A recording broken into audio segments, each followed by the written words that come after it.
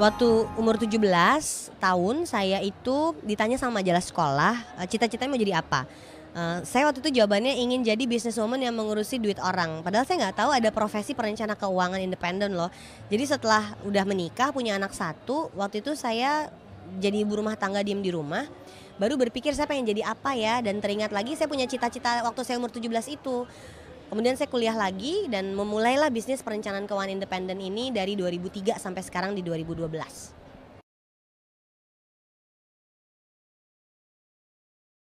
Semua bisnis pasti akan ada, masalahnya, ada problemnya. Tapi justru it's a very nice problem. Jadi di awal waktu itu menentukan siapa sih yang bersedia untuk membeli jasa perencana keuangan independen ini.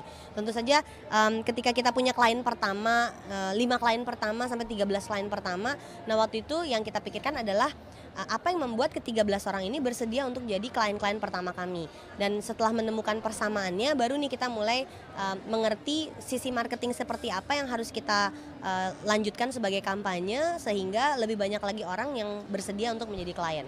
Makin berkembang ke sini, prosesnya kemudian bisnis problemnya udah ke produksi. Plannernya kan nggak mungkin saya semua, nggak mungkin partner saya semua, kita harus punya planner-planner lain.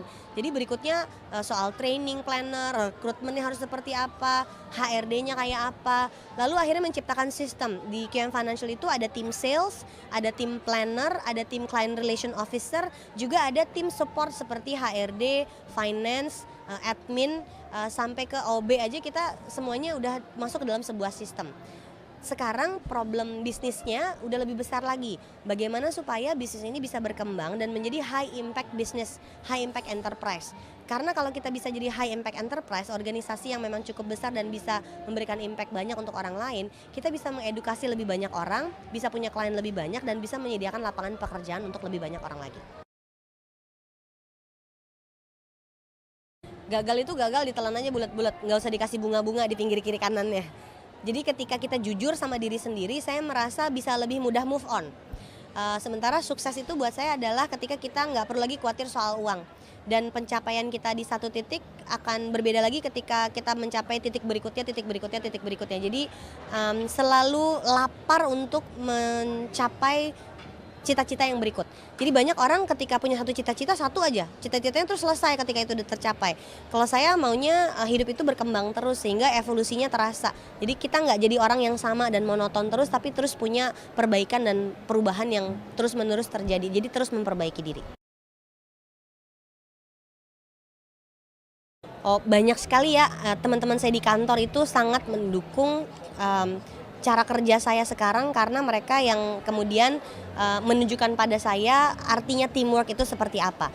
Tapi mungkin yang perlu di-highlight adalah, bisnis saya ini nggak akan ada kalau waktu saya memulai bisnis suami saya nggak mendukung. Jadi waktu itu dia yang ngasih modal, dia yang ngajakin saya untuk sekolah lagi, dia yang nganterin kalau saya harus kursus, dan buat saya, punya pasangan hidup yang mengerti supaya perempuan ini, mau maju terus dan dikasih fasilitasnya itu adalah, salah satu anugerah yang luar biasa yang bisa dikasih Allah pada saya sehingga, kesuksesan itu nggak mungkin dicapai orang sendirian. Pasti ada orang-orang sekitarnya yang sangat bantu dan salah satunya itu suami saya. Mari membedakan antara bekerja, berkarya, dan berdaya. Bekerja itu kita menghasilkan uang. Kalau berkarya itu kita ada hasilnya, yang bisa bermanfaat untuk orang lain. Sementara berdaya itu adalah membuat, diri kita sendiri yang lebih kuat. Nah, semua orang itu bisa memilih mau bekerja, mau berkarya, atau mau berdaya, atau malah bisa tiga-tiganya. Nah, perencanaan keuangan ini bisa tiga-tiganya.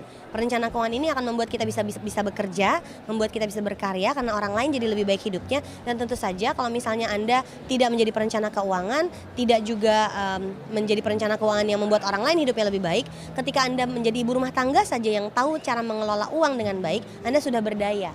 Nah, ini menurut saya yang perlu kita siapkan bersama-sama supaya orang Indonesia itu bisa mengabdikan diri untuk ketiga hal tadi, bekerja, berkarya, dan berdaya.